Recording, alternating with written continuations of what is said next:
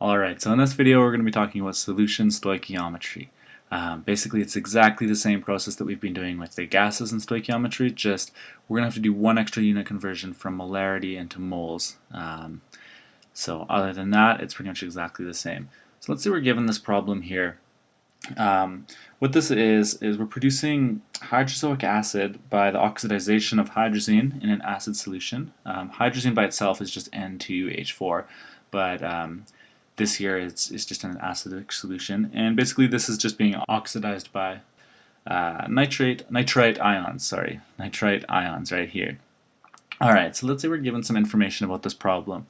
Let's say we have 500 milliliters 500 milliliters of a 0.7 molar solution.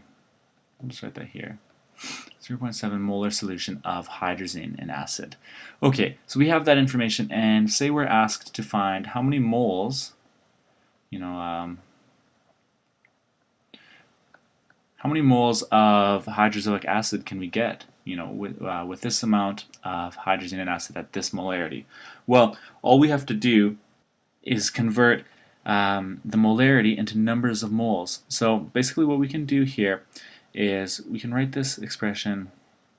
This is N, so we have number of moles is, how did we write this? N2 H5 plus. Okay, so the relationship here is we can just simply find the numbers of moles if we multiply the molarity times the volume. Right, this is just simple rearranging of a formula. And so if we do this, we will get, well, we have molarity is 0.700 moles per liter. Moles per liter. Okay, and then we're going to multiply that by the volume, which is 0.5 liters, to put it in the same units. So times 0.500 liters. Perfect. So the liters cancel out, and we can just multiply 0.7 times 0.5, and we get 0.35 moles.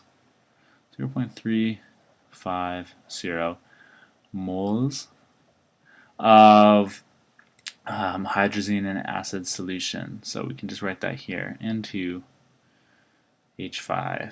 plus. Perfect. So this right here is key to solving our problems. Now all of a sudden we have the moles of hydrazine and acid, and this is looking exactly like any other stoichiometry problem we've done until now. So basically we can just plug this in. We can say, well, we had 0.35 moles of hydrazine and acids, that's N2H5. Now what we want to do is we want to convert this into moles of hydrozoic acid, because that's what we're asking for. So if we just multiply them by the stoichiometric coefficients, we would have, it's a 1-to-1 ratio, so we could just write this in. We'd have 1 mole of hydrazine and acid, N2H5, and 1 mole of HN3, or hydrozoic acid.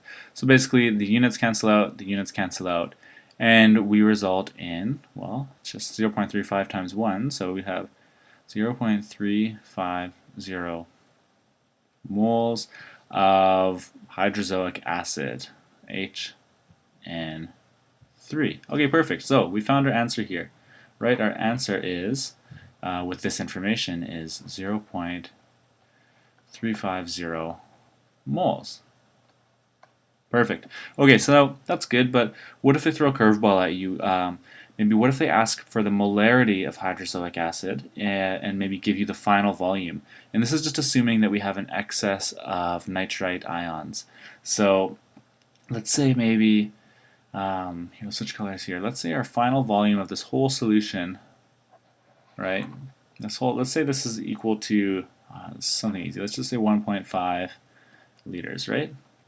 So they want to say, well, now we want to take this and say, well, moles is cool, but what's the molarity? We'll just write that here. Molarity. Okay, perfect. So all we can do is we just use the same expression that was up here, but we just rearrange it again.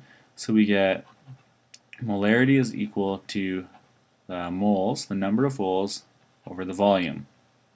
And what we can do is, well, we have the number of moles right here. It's 0.350, put the units in, moles of HN3. And this is over, the final volume is in 1.5 liters. 1.5 liters. And so if you just divide this, 0.35 divided by 1.5, we get, this is 0.233, and this is moles per liter. Or we can write this as the same thing as molarity. It's 0.233 molar. This is HN3. So there you go, that's the answer to this problem. So at first this looks a little bit trickier, but really when you kind of break it down, once you can find the number of moles of your reactants, it should be no problem in finding the moles or the molarity of anything on the product side.